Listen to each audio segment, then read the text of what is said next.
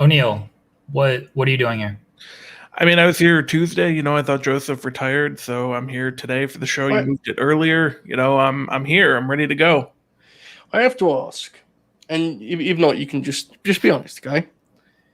Is this like what you guys do every week? Like when it's noon, do you just come in and do a 3-hour pre-show, or is Bob trying to steal my spot again? Because it feels like Bob. Like, I didn't retire, Bob. I just took a show off. One show. We do like 100 a week, bro. It's not that big of a deal.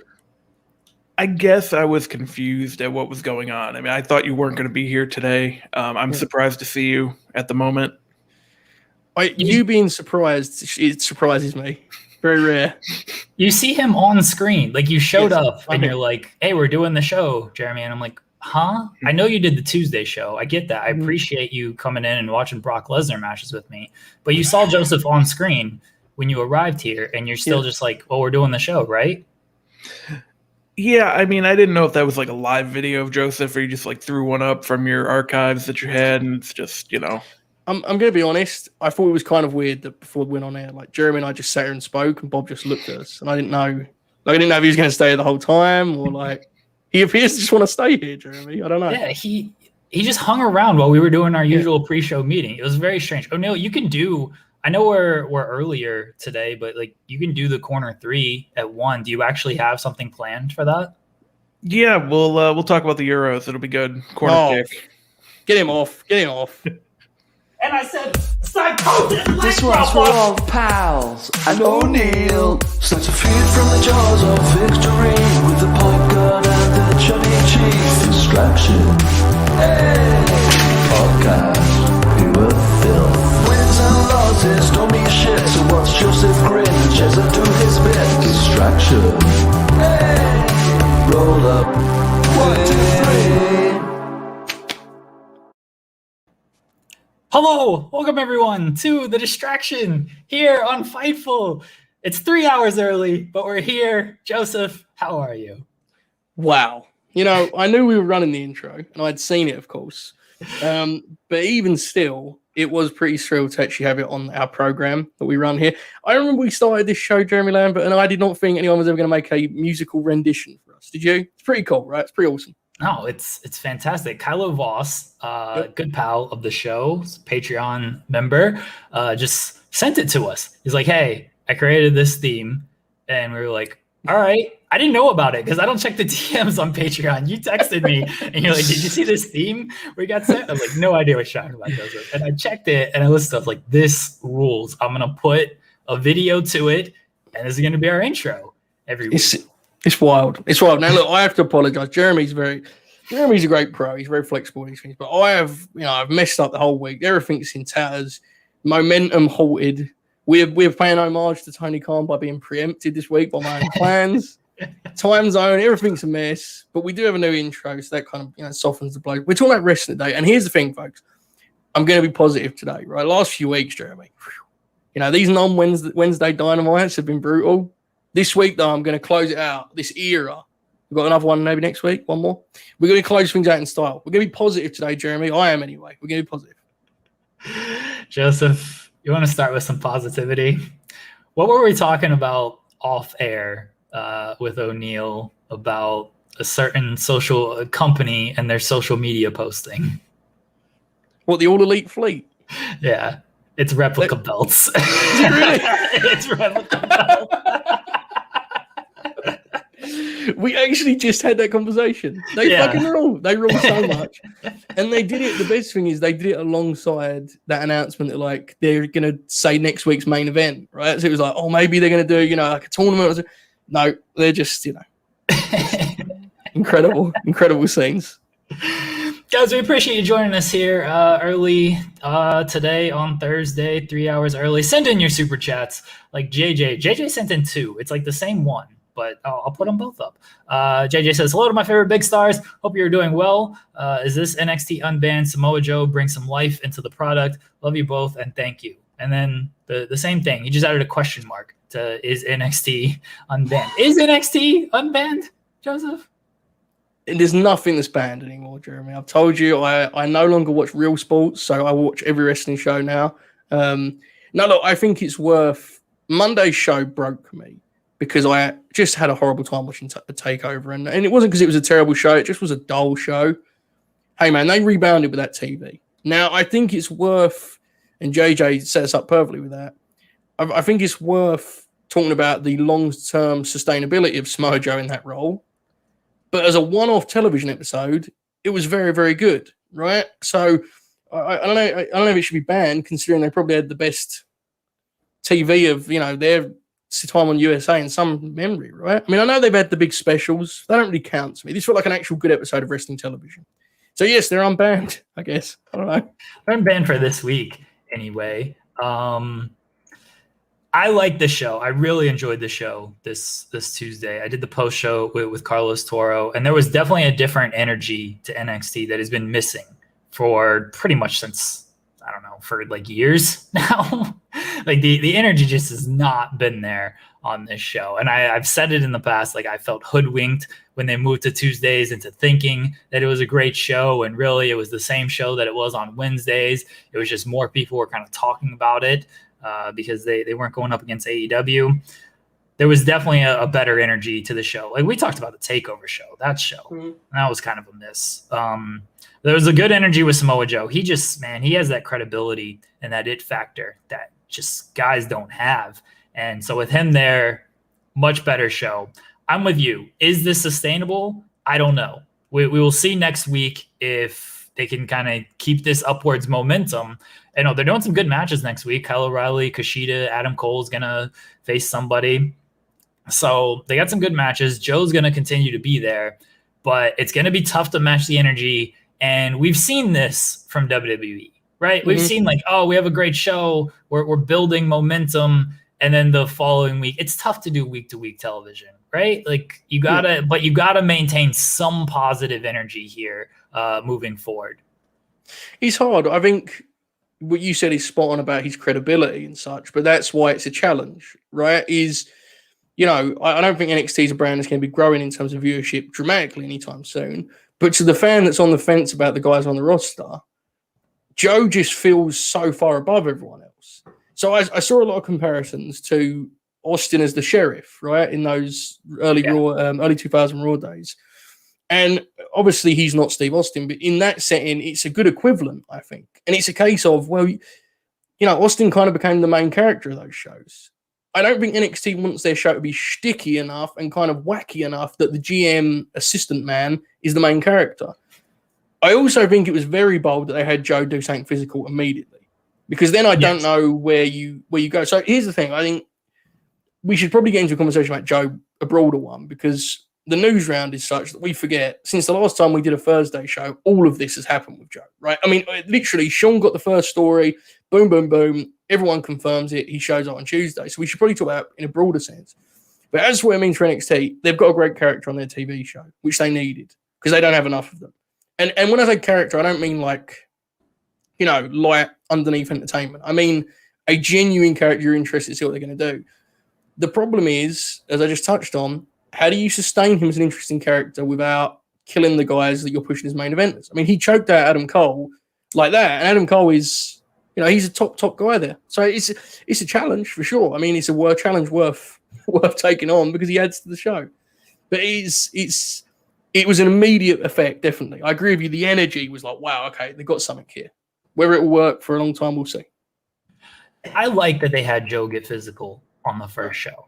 I agree that, all right, so where do you go from here? I like that it just established, hey, if you're going to shove this man, you're getting fucked. Like they said that if you provoke him, he's going to go after you. Adam Cole put his hands on him, and so Joe, choked him out. I like that was immediately established, and so the rest of the roster, because we didn't see Gargano, Dunn just kind of stepped to him and everything. Like nobody was messing with Joe after that. Like, oh yeah, like he's going to kill us if we actually do provoke him. So I like that they established that immediately and made that a point. As far as like where they go and can they teased a lot. So what do we think as far as Joe actually wrestling? Because they teased him against every single, outside of like O'Reilly, because O'Reilly was smart enough to just a security guard, let him choke out Adam Cole. They teased him in a confrontation with all 5 of the guys in the In Your House main event. Like, do we think Joe actually steps in the ring at some point within the next, let's say, 6 months? So it kind of, again, as everyone knows who watches our show, we are not scoopsters, right? We're merely speculating, but it feels a little hit and hope to me, in the sense that it feels like they're hopeful they can get Joe physically where he needs to be to have a match. Because, frankly, if they had it kind of, locked in, Joe's going to wrestle, I just don't think you bring him in this way, Jeremy. And look, again, let me reiterate, I thought it was good television. But would you not just have Joe immediately do something across and go off of a program? Like, it feels like this is a way to slow things down, delay things until Joe's ready. In fear of being overly speculative, Joe just being back in NXT tells me it feels telling in terms of where he's at physically, right? I mean, this feels like, and I say this with absolute nothing but love in my heart for the man. I wish him the best, but it feels like the end of Samoa Joe as full-time wrestler, which I think we kind of, we assumed. But this really does. This move in his career feels like a kind of a resignation to where he's at physically. I think we're going to get him wrestling at some point. When I say wrestling, though, it could be a whole lot of smoke and mirrors. And it could just be a way to pay this off without having Joe do the match that he probably wants to. I don't know. What do you think, Jeremy? Maybe I'm being too negative or pessimistic. This feels like a kind of clear marker. Like, Joe may do some stuff. He's not like the clock ain't turning back. I love the man, but it's over. I think if he could have gotten cleared elsewhere, or if he was cleared elsewhere, or if he had a desire to do a full-time thing, he would have left, right? Like, he would have absolutely left and gone to AEW, gone back to Impact, gone wherever, where he could just wrestle that full-time schedule. So I don't think either he's not going to be cleared full-time, or he just doesn't want to do the full-time schedule. I don't know which one it is. I do think he wrestles at some point within the next 6 months, though, because they teased a lot. And I don't think they're teasing all this stuff if they don't intend on paying off something. I'm with you. Like, how much is he going to be able to do? I don't know. But we've seen it. Granted, it took them. I mean, Joe's been out for, let's say he comes back in 6 months. It'll be almost 2 years since he wrestled. So, like, we've seen Edge, Christian, Daniel Bryan, like, they all miss significant time, and then they come back. We've seen these comeback stories. I have a hard time believing that we've seen the last of Samoa Joe in a wrestling ring. And that's actually a very good point, because, I mean, how old are the Edge and the Christian men? They're both 5-6 years older than Joe, right? Yeah. It's, that's a long time. Like, I think it's a good point. There's a very good chance that this is Joe's just, in fear of being like overly kind of cynical about it, is his best route to a paycheck while he tries to figure out where he's at physically. Because to be clear, I'm not saying that I expect him to post on social today or tomorrow. I'm done, But it just feels like a kind of confirmation of where he's at now. I mean, it's a very good point on your part. The bit that concerns me, obviously, is, as you pointed out, Jeremy, he hasn't wrestled for. So it was January last year. It's already been a long time. I think it's February. I think it's February of last year. There you go. It was around, because I remember he did the Rumble, and soon after that he was out. It's I remember there were stories about Joe dating back 6, 7, 8 years ago about like how physically beaten up he was. I mean, he wrestled a certain style when he's a big guy. I think you could, if people that watched him could see how much his knees kind of bear the brunt of that. So he's been a great pro wrestler. I must say, look, we joke a lot. People can make whatever decisions they want about in their wrestling career. It's obviously not my place to say. As a fan, I want guys to go certain places. I think we're allowed to do that. I think we are. Joe is a unique case, though, and I think it's very important. Like, I don't want to disparage Aleister Black. If Aleister Black goes back, good luck to Aleister Black. However, decision-wise, to me as a fan, that would be like, oh, man, they really didn't get anything out of him as a character. That's frustrating as a fan. Samoa Joe, like, look, could he have won the WWE title? Yeah. He got treated pretty well in WWE. I completely get him being like, sure, I'll go back. It's not kind of, I wish he'd have won the big one, 100%. He was a top guy for much of his run, right? Like, they know how great he is. Triple H clearly knew how great he was. Just Samoa Joe, in many ways, is the guy that changed that whole brand. He was one that fully made it a kind of super all-star indie show. So I completely get it for Joe, and I'm not a big fan of seeing the kind of, you see little stuff here and there, and it's like, look, man, Joe's a unique case. Let him go and make his money. He's done his art, bro. He did his homecoming Ring of Honor shit 6-7 years ago. Like, he's fine. I'm happy with whatever Joe wants to do. Joe's a guy that I've enjoyed watching over the years, a guy that I root for. Yeah, would I like to see him do a full-time thing in like AEW or something? Sure. But if that's not what his desires are, then that's not what his desires are. I'm happy that he's going to be seemingly on weekly television. If he wants to wrestle a match, hopefully he can get cleared and wrestle a match. This is a good role for him, though. Like he doesn't have to travel. He can just stay there. He's probably getting paid good money. I don't know if he's getting paid, what he was main roster and everything, but I imagine Joe has always talked about money, and he's got like an accountant and all this stuff. Like he's very smart outside of wrestling. He's a businessman. We've made that joke, but he's a businessman. So I'm sure he's getting paid well on this NXT deal. It's a good role for him, right? He's going to be on television weekly. He can cut some promos and everything. He can beat people up when he needs to. I like that it keeps Regal on television too, because of all the issues in NXT. Like William Regal being the general manager was not one of them. He's been very good in this role because for the most part, he just kind of stays out of the way. He's great at, anything you kind of throw out of him, whether it's comedy, whether it's serious, whether it's showing emotion. He's great at that stuff. So I like that Joe is just like an enforcer instead of the actual GM. I agree. I want to circle back to Regal because I think it's worth doing a bit more positive about NXT. But one question, and again, pure speculation. Do you think Big Show, Paul White, Tall Paul, going to AEW in the role that if Joe can't currently get cleared, he would have taken in AEW, meaning commentator that may eventually wrestle? Do you think by any chance that limited his chances of taking an AEW gig? Because what I'm saying by that is, you look at Paul White and now Mark Henry. Perhaps if those guys are not signed and he goes to a Tony Khan and says, I can't get cleared, but I'm a color commentator until I can be, do you think there's any chance those pieces of the puzzle change things? Because I was talking about this with a friend. It's like they've just signed two older guys that are probably not going to wrestle, and it's like in an ideal world, maybe you prioritize Joe over a Paul White, but that's not how things work, right? It's a weird one. Maybe Tony Khan could just create another show, and Joe could have been the commentator for that one, right? Like that's true. That's what they should have done. You're right. Now, I did want to say, I want to circle back to Regal. NXT's look and aesthetic and style and all that stuff has been a regular, like Rudy Gobert style dunk victim, right? I won't even say it. It's been a laughing stock like Ben Simmons at the free throw line. There you go, fuckers. Okay, I did that. Let's feel that better. Okay. Anyway, so everyone's clowning it, right? It looks like shit. It's dark. It's moody. And I've done it. But that segment with Regal was a reminder of like studio wrestling can be really cool. Because I know this is a wrong point to make in a pandemic because every show is basically studio wrestling because there's no one fucking watching these things, But at the same time, like you can do things in a small setting like that are really personal in a way that you could never do in a major arena to me. Like Regal coming out and just sort of like talking to the people and being like, man, it's been a cool ride. With 400 fans that like many of them, let's be real, they're not as enthusiastic as they once was. They've actually been on that ride with Regal. Right? Like, it's a similar crew.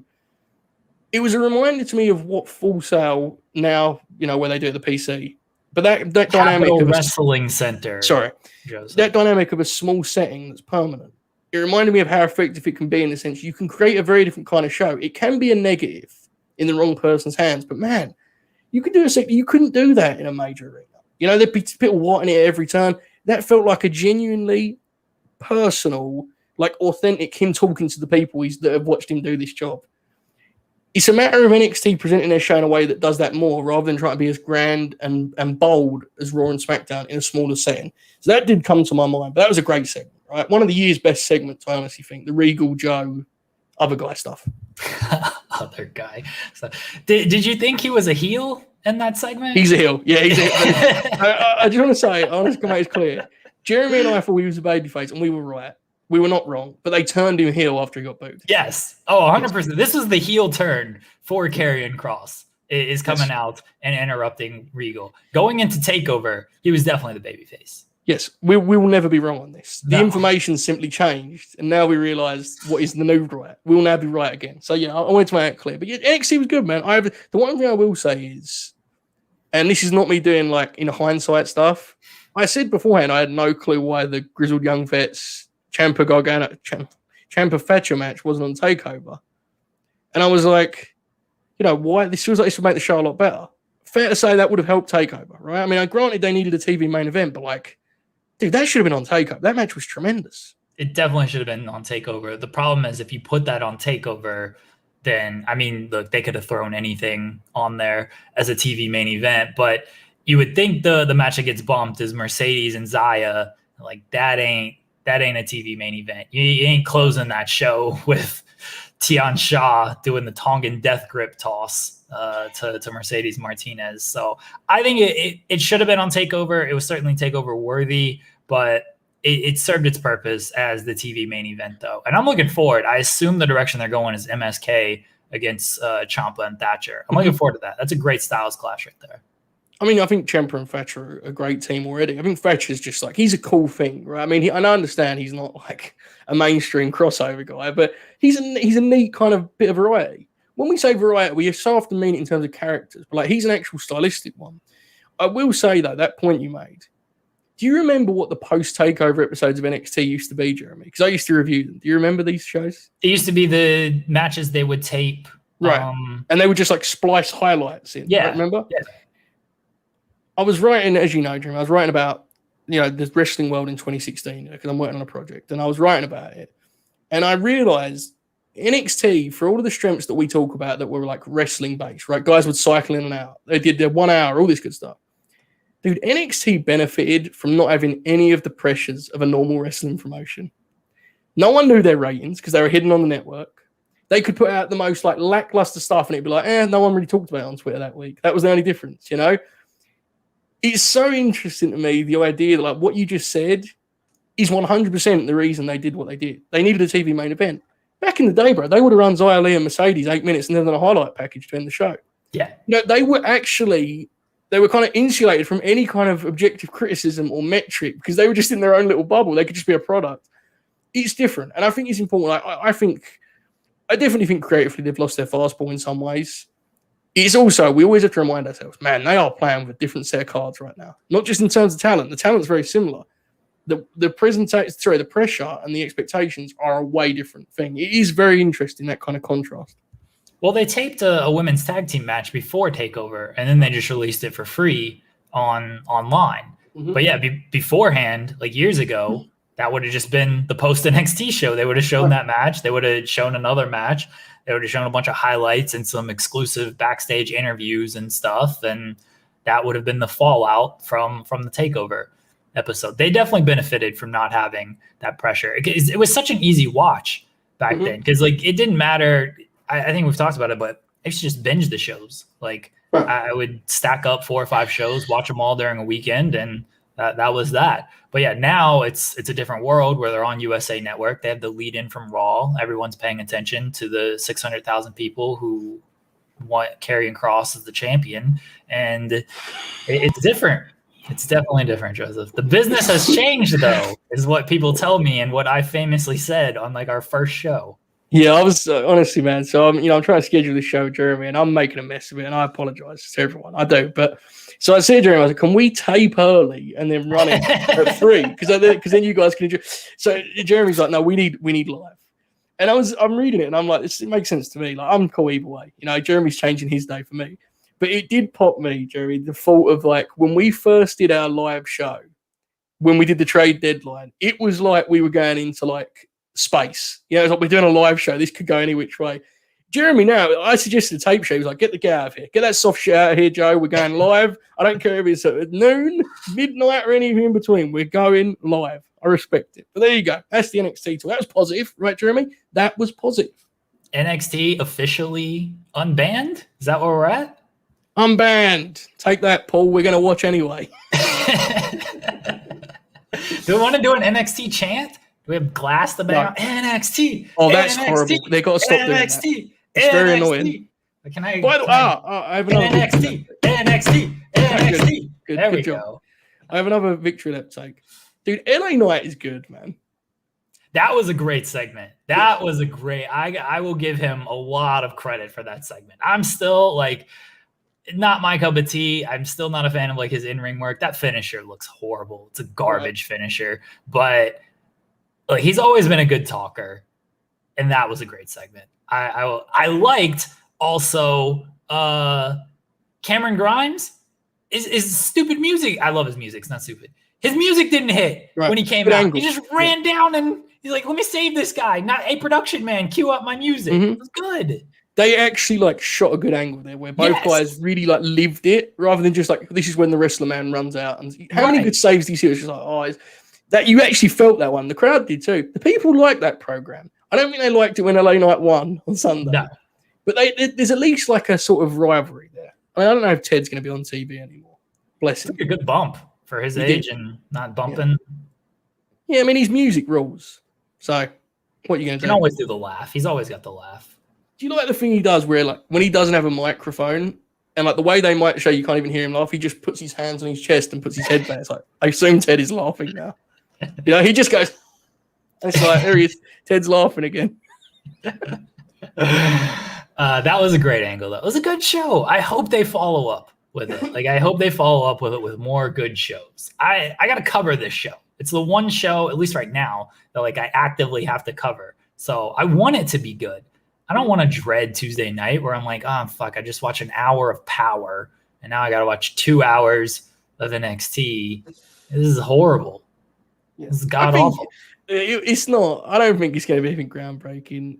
I think they're trying to do something with that show. You know, God only knows what. I feel like they know they've got to try. Like, it can't be lost on them that this takeover cycle they just did was a weaker one. So, I don't know. I intend to watch it too, man. Like, look, I've said this before. We've dunked NXT way too much on this show, and it's been hilarious. But, like, I would rather watch it than the main roster shows. Like, just me personally. Like, it feels a lot more wrestling to me than those shows, which at this point in my life I do appreciate. So, there you go. NXT, folks. Half an hour of positivity. Take that. But Ryanson's super chat says, I'm confused, but still here to support. What are you confused about? The time, pal. Here. The time. It's 3:00 somewhere. Sending all my love to Alex and Joseph, who had some tough game fives. Have a great day. Thank you, Bud Ryan. Game 5 sucks.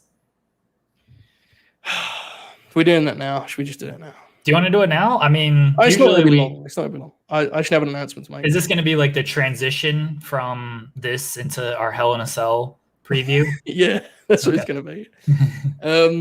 I'm never going to watch sports again. I hate it. It actively ruins my life. Fair. I hated wrestling until I watched the Sixers play last night, and now I'm not going to start sign up to like Stardom and shit just so I fill my day with stuff that isn't as painful. Like, I'm done, guys. I think I do a good job here. You could back me on this, okay? I'm not like a super arrogant sports fan, right? Like, I'm always very cautious. I know my Sixers are losers. I know. Yeah. To impress me in terms of how great of losers they were was a feat. Because I knew they would fuck that lead up, but I never thought they'd lose it. And not only did they lose it, they lost it in like sort of, in the end, kind of in fag fashion, right? There was not even like a sort of any drama to it in the end. I don't want them to do anything else. I want them to just lose on Friday and die. No, not literally die, but like explode. As a franchise, that is, not the players. I'd rather the players live. They seem like nice guys. At some point in life, when you're looking at Ben Simmons walk to the free throw line, and you just sit there and you look at his life and you look at yours and you go, I'm worrying about this too much. You know? I'm at this juncture, Ben Simmons, you just make the free. I don't care. Just do what you want. I accept my fate. I'll suffer. It's fine. Joseph, do you think we can trick a general manager into paying us a combined like $100 million to just not score the basketball in a second half? Dude, the thing, Ben Simmons doesn't even shoot the basketball. And when I say shoot, I don't mean like 3-pointers. I mean like go to the rim. He's retired. He doesn't do it. He just sort of walks around. Look, I love Ben Simmons, bro. I only hit dunk, but every Ben Simmons defender last night was like, it's over. Yeah. He should, though. That's the thing. He should. Every Ben Simmons defender last night was like, that's it. It's over. You know? Like, you've been here, Jeremy. I know you can appreciate this. When you reach that terrible point where it's like, just lose so we can get this over with and start, else, that's where I'm at. Now, what we get for Ben Simmons at this point, I have no clue. But again, I don't care because I'll no longer watch sports. And I'm now a professional wrestling purist. Speaking of such, Hell in a Cell. Let's preview it. Do you know what's on this card? No. Yes, you do. Don't lie. I know the main event, which I have a victory lap take about. I don't know what the rest of the thing is. Come on. I probably know. Okay, I know that the Raw title matches are Charlotte and Rhea, Bob and Drew, because they are always the Raw title matches. That will never change. So I know that. And I know them, obviously, Ray and Roman. I don't know what else is on it, I'm going to be honest. Do you know the SmackDown women's title match? Bayley and Bianca again? Yes. Do you know the one non-title match that's on this show so far? Yes. JJ has spoiled it for me and reminded me of that. Yes, Alexa and Shayna. Not ideal, but it is what it is. Take your victory lap with Roman and Ray. You bullied me about this a couple months ago. Do you know that? I didn't bully you. I just didn't. It was very nasty. I cried. I was naming people that the big dog, the tribal chief Roman Reigns could wrestle. And I was like, Rey Mysterio, and you was like, you did the Ted DiBiase. You held your car and you laughed. And I was like, wow, I like Rey Mysterio. But it's happening, man. I'm fine for it. I will say, I don't really like it being in the cell. Like, to me, it's just like, it adds shit that them two don't need. Two great pro wrestlers that I love. But that angle they shot, I thought was great with Dominic. Like, I just liked the whole presentation. I really did like it a lot. I think we say it all the time, and I hope it will do it because I know that there's a big portion of the audience that only watches this show and not our Twitch stuff. It's like Jeremy and I are in on the Roman stuff, right? Like, look, the pacing and stuff, you say what, but like, dude, it's good shit. And you put Ray in the mix. Ray's one of the greatest baby faces ever. I'm in on promos. That backstage promo he got on Friday was great, and even the promo in ring was very good. He does that at some point, and it may not have been a decision he made. It may just be like the lifestyle he has chose. But like at some point, his voice just went down like 55 octaves. Right? He was like all the time. He talks very much like this. Yeah, he's old. Joseph? That seems generous. Clint Eastwood used to have more bass in his voice.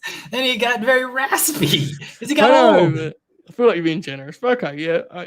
It made him a better promo. It did. Because he's been doing this for when Paul Heyman was on booking Raw and he was cutting those promos about retiring. Like, they were good too.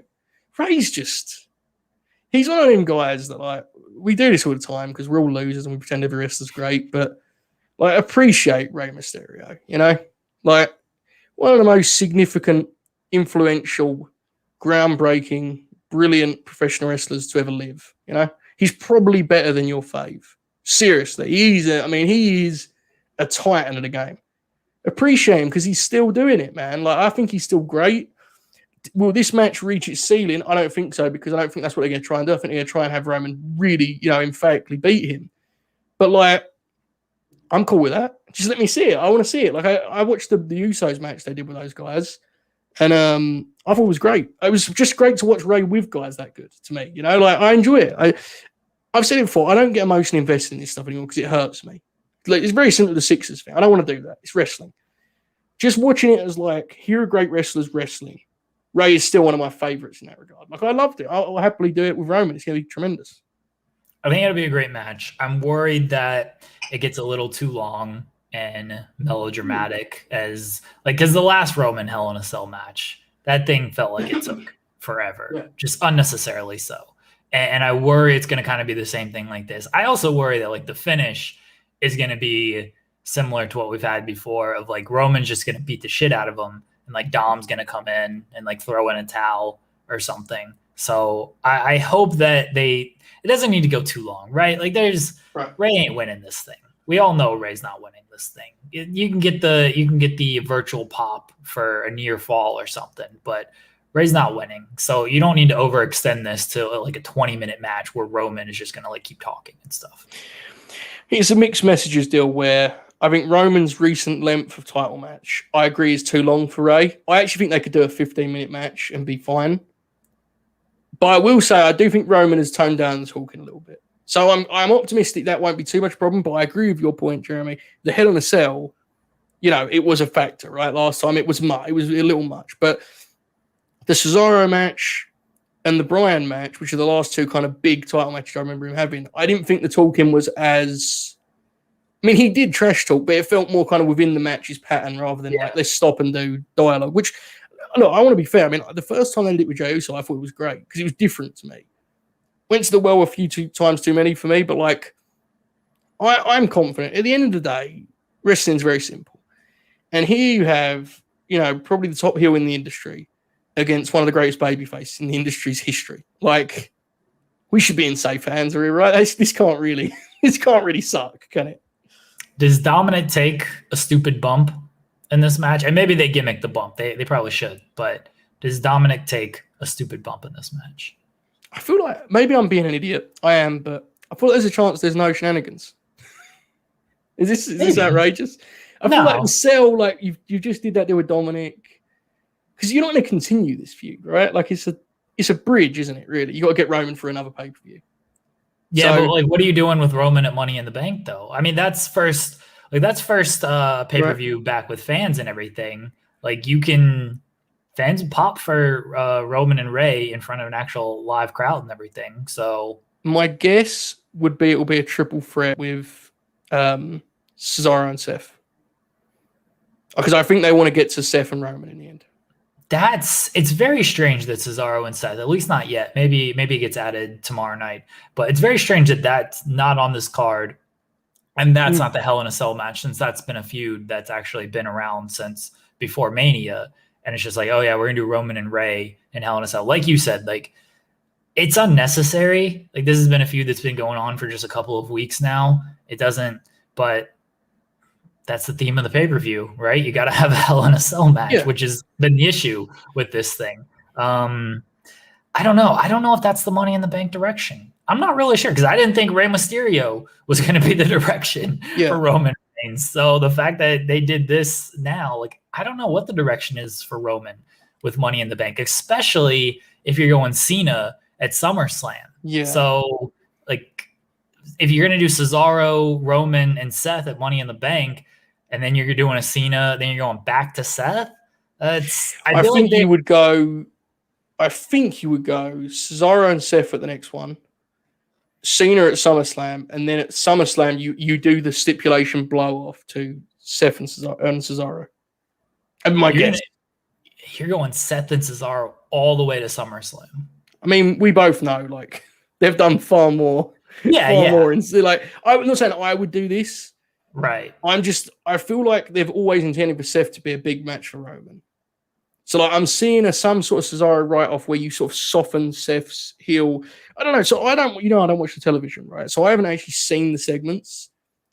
It seems like they've gone like a completely different direction with Cesaro and Seth, where it's like back to being funny stuff, like with Bayley, right? That was. I don't know about that. Everyone just laughs in WWE. Like, I told you this when Bayley first laughed. I was like, they're going to run this thing into the ground. Yeah. And that's what they did. And now Seth doing it. Like, that segment was, I don't know about that segment. And it was awkward. What do we think? Ray Callahan mentions it in the chat. Roman becomes a solo tag team champion. So what if we do? Oh no. We do. They love this, right? They love this kind of stuff. You do Roman against Dom and Ray at Money in the Bank. Roman wins, gets the titles, gifts the titles to the Usos, and be like, I won these for you. You needed me to win these for you and everything. And he like holds that over their head in a gaslighting kind of way. What do we think of this? And ideally one of the Usos is like, no, right? You would probably do that kind of deal. I'd have to see what the match looks like. I think everyone knows it's not my thing, because, like, why would it be? But if you do it the right way, if there's some shenanigans, it is Dom who is represented as a rookie. Sure, I don't know. I mean, I'm not going to get dramatic. You don't even have to do shenanigans. Just have Roman double stack both of these guys and pin them and take the titles. Like, those tag belts are meaningless, Joseph. Don't act like the tag team belts are like actually worth something. No, I agree. That's what I mean. Like, if I could be dramatic and no, because tag, too great. It's just, it doesn't mean anything. So sure, fine. I mean, I think SmackDown actually has like the chance to have a good tag division, but it's not going to happen. So, like, sure, just do that. No, it's not going to happen. They don't care enough. Like, I'm with you. Is this what you really want to do? Like, is present the titles in this way? Ideally, no. But this is how they always present the titles. So who cares? Just use them as a vehicle to progress other things. It is interesting that SmackDown is very much, and again, outside looking in here, because I'm not watching it closely, but it's about as close as wrestling TV has gotten in recent years to actual television. And I don't mean that as a better or as a compliment or a criticism. What I mean is, like, it's very much, here are the main characters of this television show. You will see them for 30 minutes every single week. That's not criticism, but like increasingly, and you've probably seen it, you know, yourself, Jeremy, like that's not really the norm anymore, you know, because with the modern style, you have NXT kind of doing it. AEW especially does it, where it's just like, here's your match card rotating. No, man, SmackDown, I love Roman, you love Roman. If you don't like Roman, that's probably a slog of a show. He's on that thing a lot. And I like that. I'm for it. But that makes the tag title thing more probably kind of, you know, feasible to me. Is like, it is very much a TV show. And that would be a good plot device, which is what they see the belts as. I'm not going to get mad about it. It's been that way for the longest. So fine, whatever. Drew McIntyre against Bobby Lashley. Excited for this one, Joseph? I'm not sure we've ever seen this match before. It's just... I love Bob. The ability to make me care so little about Bob is very sad, because I don't really want to see him wrestle anymore, which is a shame. I'm sure the match will be good. All their matches have been good. But it's like there should be more meat on the bone than that, shouldn't there? You know, this is a title match. There should be a sort of energy to it. I think there's an intrigue in terms of the result. I don't know if you agree with that, Jeremy. I think there is some interest in terms of who's going to win. There is. So we can get into that maybe, but like attraction-wise, it's very much a modern WWE. The match will be good. You kind of shrug your shoulders at the rest of the package. I think the match will be good. I personally think Drew's winning, which I know is kind of a hot take. What do you think? I think Drew's winning too. Yeah. I'm torn, because you're right. There's intrigue in this, and it seems like they've soured on Drew, right? Like if they wanted to give him a moment with the title, they would have just done it at Mania. Mm-hmm. My issue now with Lashley is like, I don't think Drew's win feels as big. One, because it's in the Thunderdome. Never mind that it's Hell in a Cell Thunderdome and everything. But like they were doing so well with Lashley. And then they had him fall victim to the stupid distraction roll-up finish with Kofi. And then he got pinned in a 6-man on Raw. Like, what? I don't get it. Like, you couldn't have pinned AJ. I know you probably don't want to pin Omos. Or, just like don't book that match. That's always an option. Or have Lashley beat one of the Viking Raiders, because fuck, who cares if Eric or Ivar gets pinned by Lashley. But like you just have Lashley take these unnecessary losses this past month or so. And then, so if Drew beats him, it doesn't feel as big. This would have felt like more of a conquering win for Drew if Lashley doesn't have those losses. So I think it's worth fantasy booking a little bit and trying to plot this out, because Raw is so barren of like top stars that you can really like look into it and be like, where are they going? And have it's difficult. I think with Drew, again, not watching closely, it feels like the perception has shifted increasingly to the direction that I've been living at for about a year now, which is a tremendous pro wrestler, a decent promo, great look. He is not the personality to build a show around, which again, they do things a certain way. The main babyface is on that show 30 minutes every single week, minimum. I think it's kind of worn on Drew, public perception wise. I think people are a little bit tired. From what I can gather, people are a little bit tired. Does that have any influence on their booking? I don't think so. So I guess now we're getting to, where are we going at SummerSlam? Where can we go? Is it probably better? Because there's not many options here. I think a tick for Bob is, if we think they're getting Brock Lesnar, then you would suggest it's Bob. Now, that's complete speculation. Yeah. But what is Drew's match at SummerSlam?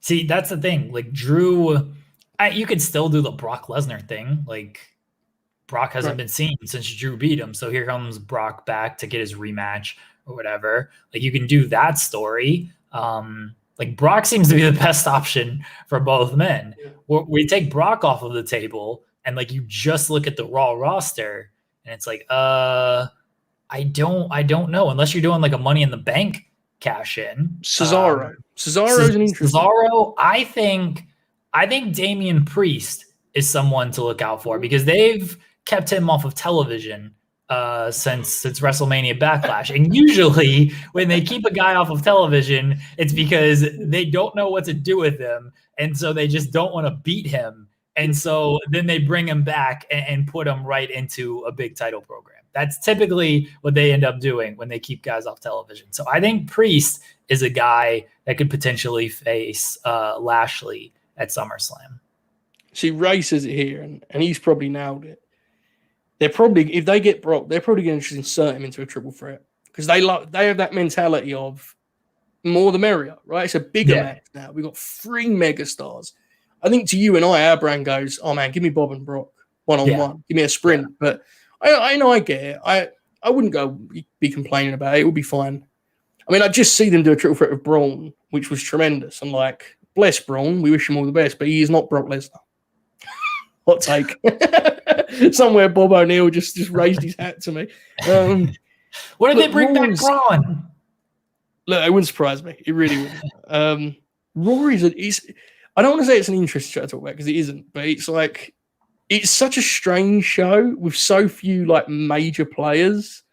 It's very difficult to have any idea where they're going, and I don't think they have any clue either. It's sort of they're just sort of treading water and they'll fall where they fall. And on that note, I'll let you transition to it. But the Raw Women's division is like I remember saying before WrestleMania, try to figure out where they're going with this division could give you a headache. I'm glad to see they have not tried to solve that in the last 3 months because it's still firmly in that territory. I mean, it is, again, I'm trying to be positive here. That thing is a mess. No one knows if Rhea's a heel or a babyface. Charlotte's still struggling to find out who the character is aside from being a title winner. It's a strange one. I don't know, Jeremy. Where are we at on the Raw Women? Do I need to do a poll? Is Rhea be a heel or a babyface? No, because I don't think anyone has a take on that. Everyone's just like, she's a wrestler. She's a wrestler. She is. I have no idea what they're doing with this. They're doing this thing with Nikki Cross where she flukes out wins. Like they did it on Monday. It's like, oh, Charlotte got distracted, so she loses by count out to Nikki Cross.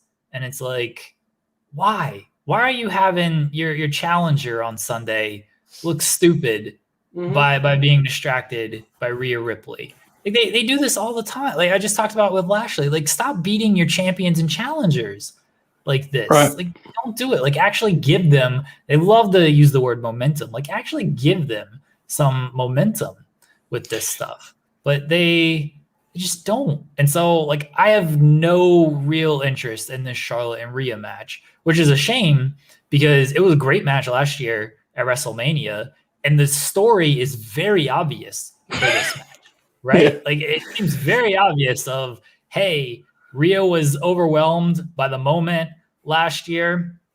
And so she lost to Charlotte. Charlotte's still, she's still that person. She's the opportunity. But Rhea now, like she got a WrestleMania win under her belt. She's the Raw Women's Champion, not the NXT Women's Champion. Like she's kind of been there now. And so you would think her confidence is up as she goes on to face Charlotte. She's not just overwhelmed by everything and the personality of Charlotte, but instead they're doing, oh, can they coexist? Oh, you looked at me funny, and so I'm distracted by you, and I'm losing these matches that I shouldn't lose. It's stupid. It's very dumb.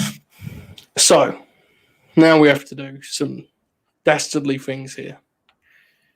Is Nicola Cross's presence linked to the Fiendess Alexa Bliss? I am. Not meaning like she's Lily. What I mean is she going to somehow come out of this thing with the title and they use her to transition to this Alexa thing? And the reason I say that is unless they're killing it on Sunday, which they could very well kill it at Shayna's hands on Sunday because they've just got rid of Lily.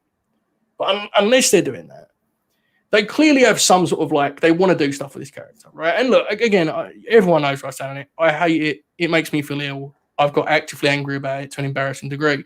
But there is an audience for the Alexa stuff. I don't want to get into who the audience is, but it's over in a certain, It's an audience willing to pay $600 for a 30-second video. Bro, like, it sounds like, this may sound like I'm clowning those people. Do we want your money? God bless. She was the only person that sold them out. Outrageous. I don't know. I don't want to get into it. I don't investigate. Send me $600. That's what you should do. You are many things. You are not the Fiendess, Alexa Bliss. Now, let me explain, okay? I can be. No, you can't. No.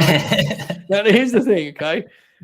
Mike, if they do have big plans for it, I do think there's a chance that someone has said, we do not want to have this character beat the Queen Charlotte Flair. We don't even really want to have this character beat the Nightmare Rhea Ripley. Nicola Cross, however, she's the perfect lamb to the slaughter. That's the only thing I can kind of piece together because it feels like you don't do all of this Alexa stuff. Akash Sharma, Gal. You don't do all of this. Can I ban him? I think I can ban him. Hold on. I've been trying to get a gift for that guy and it's not coming together. So I'm glad I you just put him in timeout for you. Good. Just put him in timeout. So anyway, okay. So it seems like they've invested so much time in the Alexa character. She closes, she opens at Raw and all this shit. They must, I don't want to say end game because I know they don't have an end game for anything. They must have like some idea of including it at a major level. They have to. I know, Jeremy, I know I'm putting too much faith in their planning, but like she's clearly factored in some way. Do you not agree? I mean, she's factored in some way. I think that here's my idea, and it's probably going to be completely wrong because again, they have no idea what they're doing.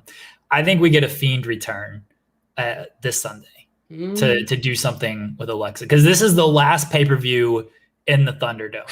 So this is their last pay-per-view chance to do some magic shit and whatnot, some smoke and mirrors, some pre-tape stuff before you're doing pay-per-views in front of a live audience again.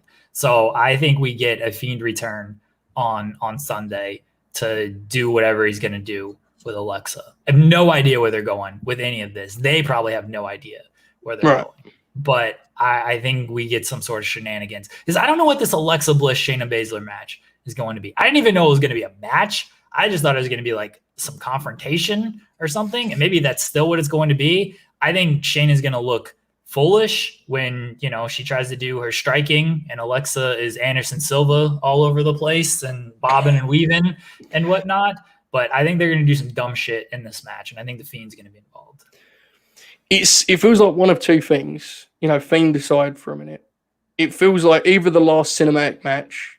And in that world, people can lie. I'm telling you, in that world, I wouldn't even be surprised if it closes the show. And they do some sort of epic sort of, you know. Nah, Roman's closed. Well, Roman opened last year, so maybe you're right. I'm not saying it will. I'm just saying it wouldn't surprise me. You know, like them doing some sort of goofy cinematic thing. Yeah. Because I remember Braun and Bray closed it when like no one gave a shit about that feud. They was the cinematic match. They closed it a year ago, whatever pay-per-view that was. I think it's either a cinematic match show at Extreme Rules. Thank you. I mean, it's either a cinematic match or Alexa is about to unveil some sort of like, you know, we've talked about this for the longest time. I can't believe I'm still doing it. Some sort of grand Fiend, you know, presentation. It seems like Lily is actually dead, which fucking rules, by the way. The idea that they're just like, the doll, I don't like it. Fine. Alexa, you have no doll. Okay. You know? Do you really think that Lily's just yes, I do. I honestly do. I genuinely don't think we'll ever see Lily. There's again. no way. There's no way Lily is just dead. She's in timeout, Joseph. You don't die from going to timeout. I genuinely think someone in creative was like, how are we going to do all this Lily shit when we're back in arenas? And they'll go, oh, when are we going back to arenas? Like 2 weeks? Okay, we'll get rid of Lily. Fine. Like, I don't think they, you know, if they think about this is why I think you bring the Fiend back on Sunday, and then maybe the Fiend kills, because you still got a couple of weeks of tape television where you can do some of this shit, and then the Fiend kills Lily. You can't just put the doll in timeout and that's the end of her. Of course you can. No, they do stuff like that all the time. You need an actual like killing. Like you need the doll to like burn or something. Like that's what it needs to be. Look. The doll. It needs to be like, are you the one where this is a reference no one's gonna get? But they take the little stuffed animal and they toss it in the fire and burn it, and then like the whole Thunderdome goes down with it. That'd be good. Yeah, like the whole place just goes up in fire. And then Denise's alarm goes off during all of this as well. Just tie everything together. Okay, look. Let's be real about this. For our content, we've been waiting long enough. We need the mask this weekend. We need some sort of mask. We can get a lot of mileage out of a Fiend mask on the Alexa Bliss. That sounds fun. You know how many bits I'm doing? Right. What do we think they would they go like an Undertaker style, that one when he had the fucked up face where it's like half of the, you know, like covers half the face? How would they do it, do you think? Let's try and plot this out.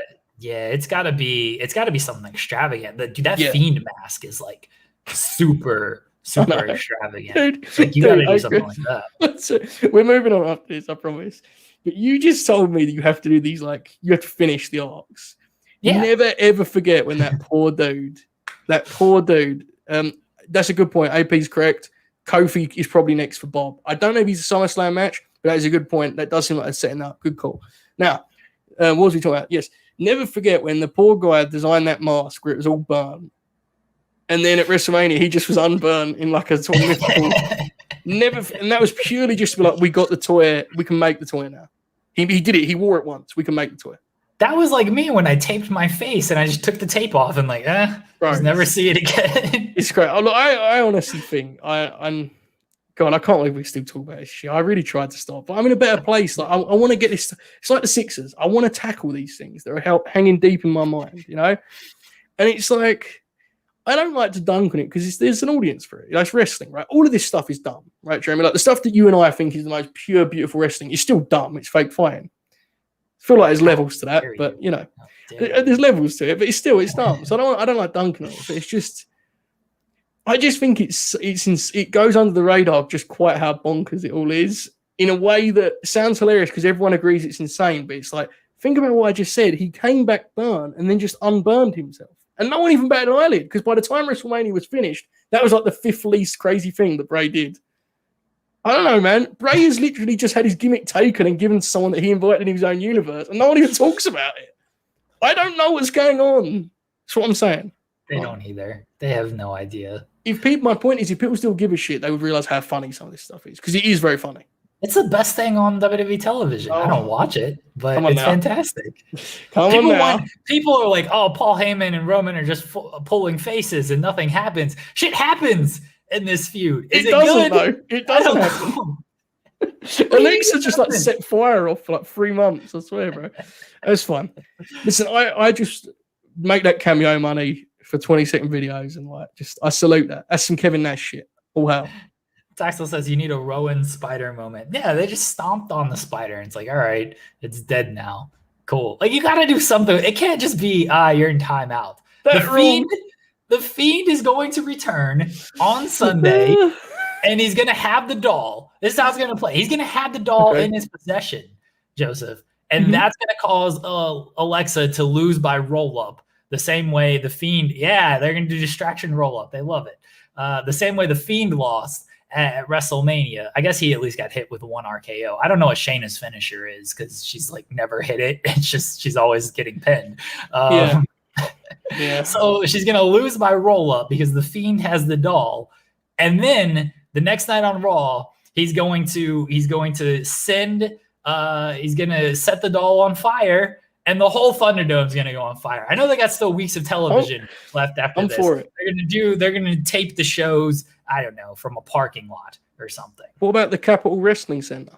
There you go. Let's do Raw in the Capitol Wrestling Center. I must admit, you just mentioned fucking God. What? What's happened? Go ahead. Continue. There's something terrible happened, Jeremy. I'm very scared. Is it Bob O'Neill? Continue. Okay. I do want to say that your point there about the Shayna Baszler, it is relevant, right? Like, as goofy as this shit is, let's not like dunk on ourselves even more and pretend Shayna was. If she didn't fall into this feud, she'd be main eventing shows now. Like, they've killed her already. Bless her. It's been that team with Shayna with Nia, so it was just an excuse for her to get pinned on TV every week.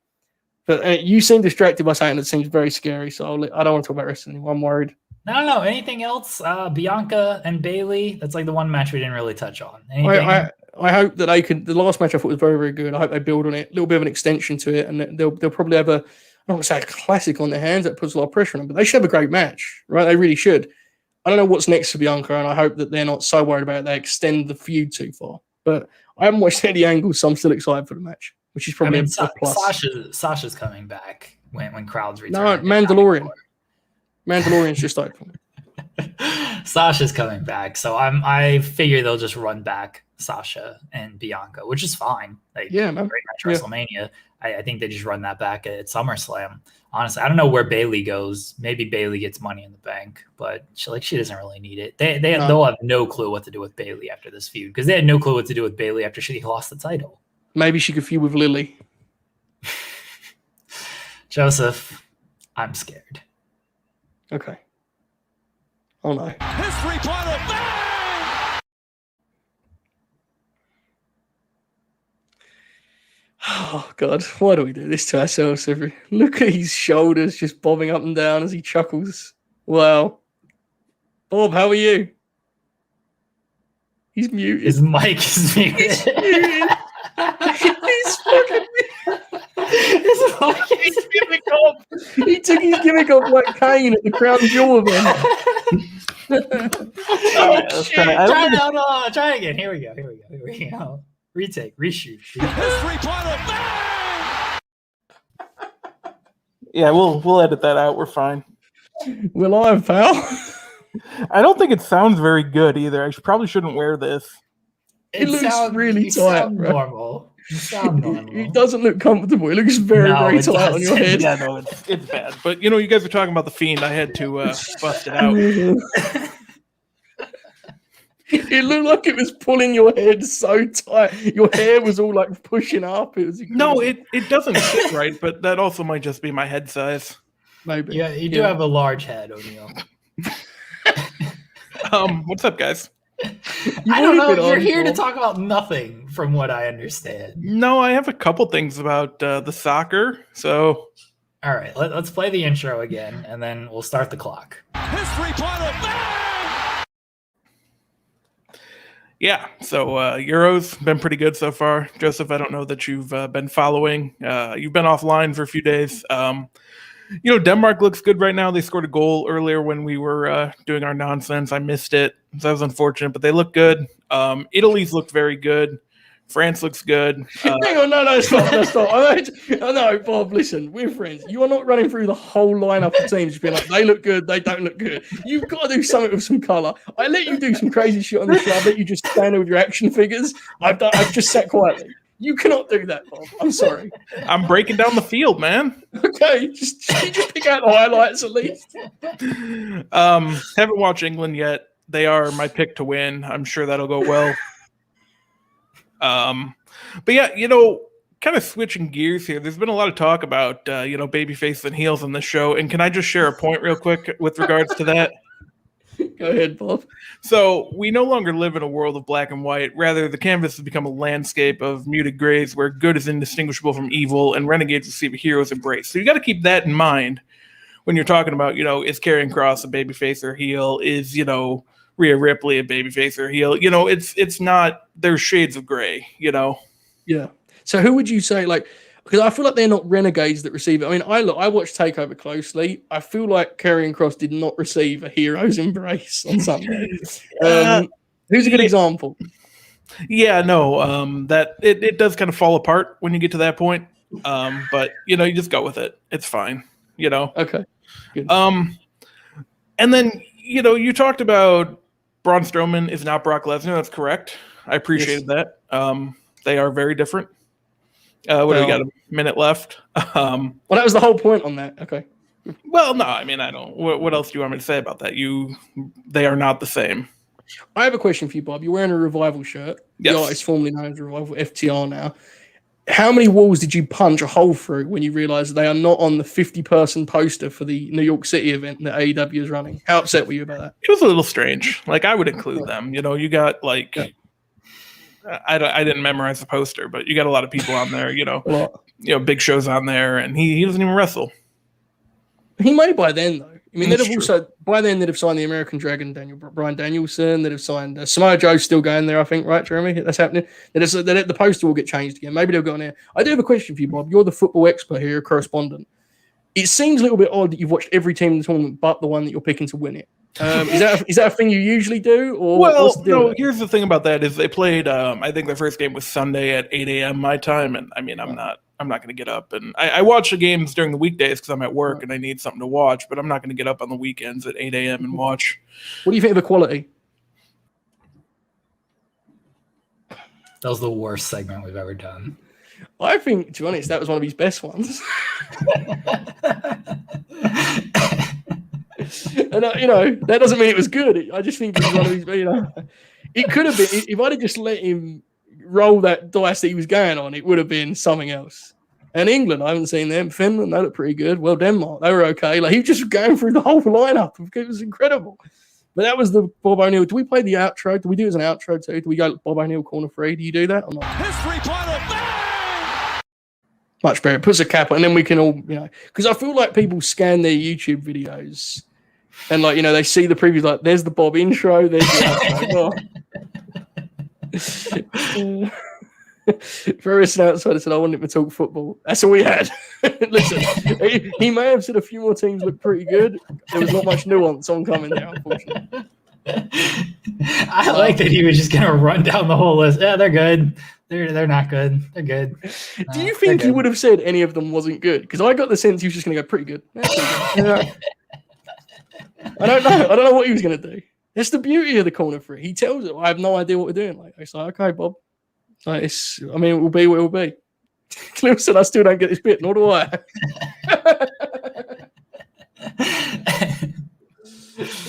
Do I have any more wrestling to talk about? No. You're all elite fleet. All elite fleet, right? What was your Twitter handle last night? All elite fleet loyalist. Yeah, all elite fleet loyalist. Excited for the show. Big MMA cage match on the show tomorrow night, Joseph. Wardlow murdered a man on Elevate. Did you see that? Yeah, that was awesome. Oh, that was not honestly. I am very excited about the upcoming like schedule. Like this week feels like the last kind of stopgap to me, because then next week we're live on Saturday, right, for the Jungle Boy match. Then you go back to Wednesday for the last Daily's Place show, I believe. Yeah. Then you're touring, and listen, man. They're doing special events. They're doing like, Fighter Fest, Fight with Fall, and all that stuff. Road Rager and stuff. Yeah. Yeah. Like that roster is built a certain way where you can do. Jeremy, this is a high expectation, I know. That could be a historic month of wrestling television. They could do 4 borderline supercars. They've got 100 people. They could do some crazy stuff because you could also overlap with guys. So it's like July could be. People may leave July. I don't know if the viewership will do this because I think wrestling viewership is what it is.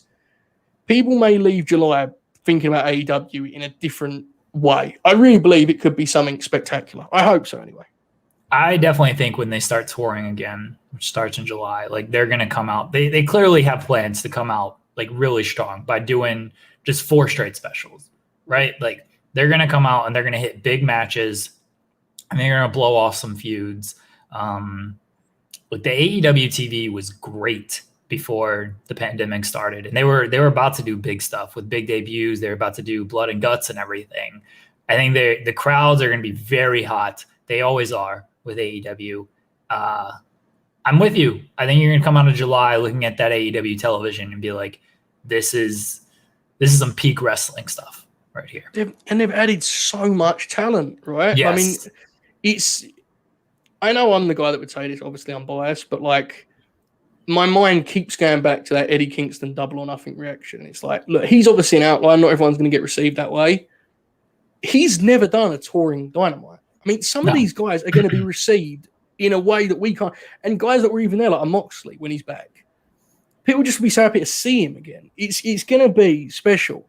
What do you guys think they'll do for title matches? So I think Kenny's defending next week, right? Which means if he's going to defend in July, it will be one of the later ones, right? I think Fight for the Fallen. The last one. Yeah. Right? Yeah. Do we think that's a Kingston spot? It feels like, because he's still linked with those guys, or is it Kazarian? Which one do we think is more likely? Ooh, Kazarian is good. It could definitely be Kazarian. Mm-hmm. I don't know if that's going to be an Eddie spot quite yet, because I honestly think they want to like extend that a little bit more. And it already feels like it's extended, but Kazarian's a good call on that. Yeah, I mean, look, it's Omega, right? I mean, people can be critical of him as a character and all that good stuff, but you can basically put him in there with you and I, and it's probably going to be a good TV main event, right? Yeah. I don't know about me. You could do some incredible stuff. But anyway, I think that's one. I think you're going to get a couple Miro matches on those Julys. One of them may not main event, the other one will. I do wonder what the payoff is to the Dark Order Miro stuff. Do you have a sense on that? Do you think 10? Do you think John Silver? Or do you just think there is no payoff? It's a story they're telling. Or Hangman will do it, maybe. Maybe Hangman's not going to Omega. I don't know. It's hard to say. That would be – it wouldn't be a pivot because it's not like they've planted seeds for Hangman Omega, but it's not like they've really like completely followed up on those seeds or anything. It's just a lot of speculation from fans of like, oh yeah, Hangman makes sense here. Mhm. Maybe right though. Maybe Hangman is kind of like the guy who steps up for Dark Order after Mira runs through all these guys, and he gets the TV title and not the world title. Now that's interesting because then that opens up a completely different route for the world title than any of us had ever conceived. And that's when I think a guy like Kingston becomes interesting. When you look at the New York show, then you look at a guy like Andrade and you say, well, holy shit, that now suddenly there's vacancies here. Like the timeline changes. Because, dude, you're spot on. Like, let's be honest about it. Most of the Hangman talk is us guys just looking ahead. Yeah. On television, they've really seldom interacted since the feud they had in November. But that wasn't even a feud. That was just over the tournament final. Like, they split up and it was kind of, they did the match, they left it. I think as a fan, much I love Kingston and these other guys, I think Hangman winning the title is the play. But they've got so many options now. And so, for example, Riley here says Kenny and Christian to main event the first Rampage. I mean, that's a mega match, right? I mean, Christian, I know he's not like, he's not an outstanding megastar, but like it's a big match, him and Omega. It's a dream match of sorts. They've got so much they can do here, and I'm all for patience. I think patient booking is one of AEW's greatest strengths. But they have to make the most of this roster because you are paying world-class talent. Let them be world-class talent. I love multi-man tags. They protect guys, right? So you got to just do some of these matches, man. I mean, we're a year into Kingston's run. I feel like I've seen him work like 3 singles matches. That's fine. I appreciate it. But you got a roster now where you can start, maybe don't go Nitro level where you're just pulling names out of a hat going, but you can start accelerating a little bit. I don't think it's a problem. I don't think it has to be one or the other where it's like we're doing the same match every week or we protect everything. To me, it'll be interesting. That's all I'm saying is we'll see with the specials. It'll be interesting to see, Jeremy, if it's mostly multi-mans or the return to touring leads to these kind of big marquee singles matches. I think there's a lot of different options on the table. You've also got to remember they have Braun coming in September. And Daniel Bryan. Yeah. Yep. Bryan Danielson. Samoa Joe. I don't think they can use Daniel Bryan. Nikki Bella. Brie Bella. I thought you were about to say Nikki Cross. Oh, I wish. That'd be great, I mean, He's Braun's coming in, Alistair's coming in. So like Mm-hmm. they're gonna have more additions made to this roster. Orange Cassidy is a great that's spot. Orange Cassidy will probably be the July because they're like doing that thing where he got robbed. So look, I think I've done this before, but I don't care. People think what they think. I changed my Twitter to All Elite Fleet Loyalist last night. I'm not really seeking any kind of unbiased merits here. I do want to say, I look at that photo they did with the Forbes story where it's like all these weird wrestlers in one roster and Tony Khan's in the middle of them, and it's just such a weird promotion. What a fantastic photo that was. But I tweeted it, but like you go to the corner, Vanessa Bond, good shout, Riley. You go to the corner and it's like, man, Paul White and Eddie Kingston are on this roster. How bizarre is this place? This is a strange place. When you see stuff like that and then the next day you see them announce they're running that venue, I'm sorry, man. You can call me a great big fucking mark. You can call me a loser, a loyalist, all of the above. As long as the check's clear, doesn't matter. It's cool that this exists, man. It's an actual major league promotion that isn't WWE. Like there was only a few years ago, the closest thing we had to this was NXT, which is still WWE. Like this is cool. I mean, I don't know how many tickets are going to sell. Obviously, I hope they sell a lot. Brother, that's some Nitro shit. I mean, Bischoff was bold. Yeah. TK's starting to get out of hand. I mean, he's booking tennis courts. The guy's out of control. But it's exciting for me. Like I'm excited to just see what they do because they have so much talent I enjoy watching. As a fan, that's the most sort of authentic fan experience I still have at this point. The All Elite Fleet. See, I love that. I think they do too many Dynamite specials, and I do think they'll cut down on that. And then, of course, July, it's all Dynamite specials. I think they'll cut down on that once they start doing the quarterly specials and stuff. But I do love that, like, with those themes comes a different set and everything. Just aesthetic stuff like that to take viewers to a different place is great because the WWE set, it's all the same every single time. Right. And it just gets, all right, I'm looking at the same thing. It was much like this with UFC. It's like UFC runs all these venues. Like they ran Madison Square Garden and they made this big deal out of it. Oh, it's like MSG. And it's like, it looks the same as any arena that they run for any show. And it just like, Like that's why I do like about AEW is like Daly's Place has a different setting, and it was very noticeable when they weren't running it every week. That's a different setting. They do different sets for these specials. Like they're gonna run a tennis court. They're gonna find a way to make that look special. You know, they're running the outdoor venues. They're running stuff on like cruise ships and everything. That's just cool. Right. It adds something as a viewer of like, hey, this is different. This isn't the same mundane thing that I see every single week. It creates these kind of, maybe this is too strong word, but I'm going to use it. I'm in a good mood. It creates these magical moments where I remember these things. So like, for example, when the tag title was changed on the cruise, I will always remember that as the cruise show because it looked so different. Yeah. And I think it's a credit to AEW. They announced this venue. And you know this, Jeremy, you do the news round. Venue announcements in wrestling have not been a big thing for it. I mean, it's not like WWE announced a new venue every week, right? They're doing TV here. And as you just said, we know it will look like Raw does every week. They announced this New York venue, and it's going to be cool, obviously, because it's different. How much fantasy booking did you see just based on that, bro? I saw, like, you know, Santana and Ortiz should win the tag title. What if Kingston works Miro? Kingston Omega gets heat.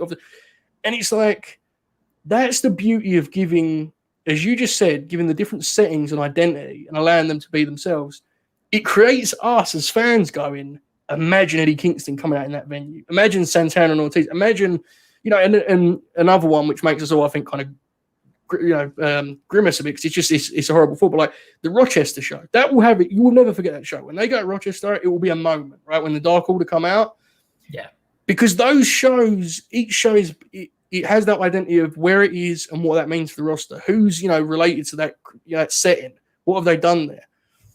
I think it's a big bonus. Now, is it a bonus in terms of growing the promotion and making it mainstream or casual friendly? Maybe not, probably not. So you and I, though, that watch the product, man, does it add a nice new wrinkle every week? That each week you kind of go, oh, this is where they're at. This is going to be fun. I think it's tremendous. Again, I don't think that product's perfect or anything close to it. Man, is it fun, though. And I'm really thankful it exists. I really am. It's just such a wacky, bonkers wrestling promotion that is also like sort of competent, but then does like a day-long tease for replica belts. They're just awesome. You know, they're all over the place, Jim. I don't know. The guy's crazy. He's in Forbes. He's doing photo shoots with his sunglasses tilted like The Rock in 1999. It gets me fired up as a fan. It gets me fired up. I need that. It's great. I will be very excited when Dynamite is off of Fridays. These Friday shows. Yeah. Like they lack the energy that obviously the Wednesday shows are going to have because they're either taping live at 10 o'clock on Friday and I think Rampage could fall victim to this on the live shows as well. Oh man, I don't know if I'm going to get up for wrestling at like 10. It's only an hour show, but I'll be happy when they're back on Wednesdays, and I'll definitely be happy when they're back to touring. Same with WWE. I've missed fans. Like now that fans are returning everywhere, like it's been so great to watch. Like it's been great to hear these reactions. Yeah, it is. It's like, look, you and I have our issues with WWE product. I don't know if I'm ever going to get to a point where I watch every TV. I'm way likelier to do so in front of actual fans. You know, it's been a long, wait for this, Jeremy. I've said it a million times. I'll say it again before we get out of here. I vividly remember me saying to you, man, like maybe they'll do Mania and take a couple months off and like see where the world's at in June or something. And that, you know, it's like, man, we're in June 2021 and we're finally starting to see some sense of normalcy back. So we should try our best to enjoy it. I don't know. You know, I've not really explored the details of how safe or not safe it is. And to be quite honest with you, at this point, I don't care. I just want to see these dipshits in the stands again making noise, man. I've missed it. I'm excited, man. It's just, you know, this last week, because like people may not know. I don't know. I missed Tuesday's show, and I said, Jeremy, I just need like reset a little bit. And like it came to me, I realized, man, I don't need a reset. The wrestling world is just resetting right now. We're getting ready. It's about to be a big couple months. I'm telling you, I'm very excited because SummerSlam is going to be big too. SummerSlam is going to be a big event. SummerSlam is going to be huge. So enjoy the ride, whatever side of it you're on, whatever promotion you enjoy. Try your best to embrace the good stuff because it's a pretty exciting time. Hidden within all the filth and sort of sadness, it's pretty exciting. I mean, I'm going to enjoy myself, Jeremy. This was a fun show. This early show was good. We should do this more often. It was fun.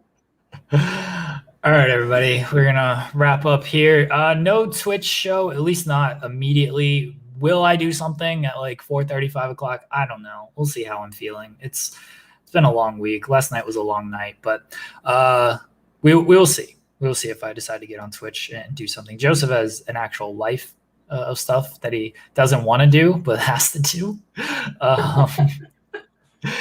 So we'll see you on Twitch. Guys, go over to Fightful Select, subscribe there. You can also subscribe to the Distraction Patreon, patreon.com/the Distraction. My weekly NWA Power reviews. Joseph is always writing about wrestling. He does another show with O'Neal where O'Neal actually adds something to those shows. I don't watch them. You get Distraction exclusives, all kind of fun stuff over there. And it's only $1. You can pay more if you want, but it's only $1.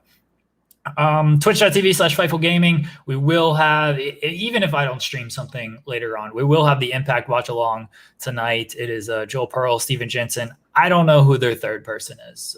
Maybe Joel's in the chat still and he will tell me. I don't know who it is though. I'm apparently doing some draft gimmick at 8:30. Louis Dangor is part of it. I don't know the full details about it yet. If I did, I would let everyone know, and I'd let you know if it was live, if it's taped. I don't know the full details. When I do, you can go to my Twitter and check it out, and I'll make sure to clue everybody in. What else? I think that's everything. We'll be back on Tuesday. We'll be back next week. Go to Fightful.com. Subscribe to the channel. Leave us a thumbs up. We'll talk to everybody later on.